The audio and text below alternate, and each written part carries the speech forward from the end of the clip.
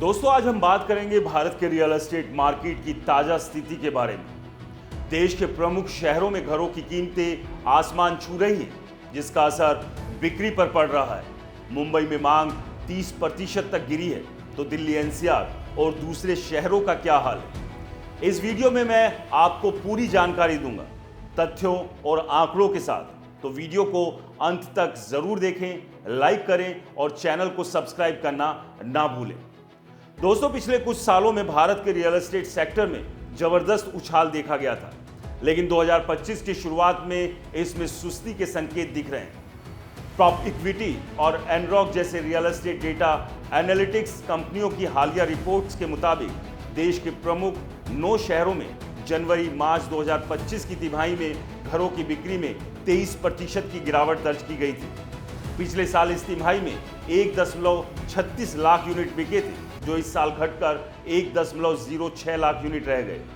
नए housing projects की launching भी 34% कम होकर 80,774 यूनिट्स पर आ गई। इस गिरावट की सबसे बड़ी वजह है घरों की आसमान छूती कीमतें। निर्माण सामग्री, जमीन और लेबर की लागत में बढ़ोतरी ने प्रॉपर्टी की कीमतों को मध्यम वर्ग की पहुंच से बाहर कर दिया।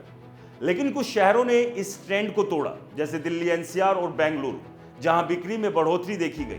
तो आइए इन शहरों का हाल विस्तार से जानते हैं। Delhi NCR real estate market में एक अलग कहानी देखने को मिल रही है। एनरॉक की रिपोर्ट के अनुसार 2024 में दिल्ली एनसीआर में घरों की कीमतें 30% तक बढ़ी है। औसत कीमत 5,800 रुपये प्रति वर्ग फुट से बढ़कर 7,550 रुपये प्रति वर्ग से करीब 12,000 रुपये प्रति वर्ग फुट तक पहुंच गई है। इसके बावजूद दावा किया जा रहा है कि दिल्ली एनसीआर में बिक्री बढ़ रही है। अप्रैल-जून 2025 में बिक्री 16% बढ़कर 11,730 यूनिट तक पहुंच गई। लेकिन सबसे बड़ा सवाल यह है कि क्या ये आंकड़े सही है? क्योंकि दिल्ली एनसीआर में जिस हिसाब से रियल एस्टेट की गति दिख रही है, उससे ये अंदाजा लगाया जा रहा है कि दिल्ली एनसीआर में भी लगातार बिल्डर्स का रुझान अफोर्डेबल की बजाय प्रीमियम प्रोजेक्ट्स पर ज्यादा है, जिसके चलते एंड यूजर्स यानी कि मध्यम वर्गीय का घर खरीदने का सपना दूर की कोड़ी हो चुका है। तो ऐसे में बड़ा सवाल यही है, क्या सच में दिल्ली एनसीआर में बिक्री में तेजी आई है? क्योंकि अलग अलग रिपोर्ट्स में अलग अलग दावे भी किए जा रहे हैं।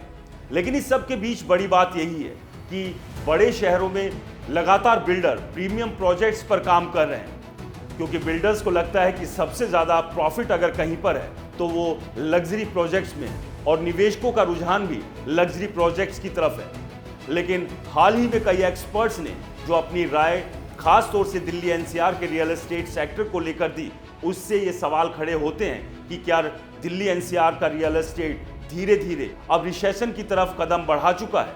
क्योंकि रियल एस्टेट एक्सपर्ट्स का मानना है कि दिल्ली एनसीआर के रियल एस्टेट में सट्टेबाजी जमकर हो रही है। निवेशक अलग अलग बिल्डर्स के अलग अलग प्लान्स के साथ पैसा तो इन्वेस्ट कर रहे हैं, लेकिन जो रिटर्न उन्हें मिलनी चाहिए वो रिटर्न नहीं मिल रही है।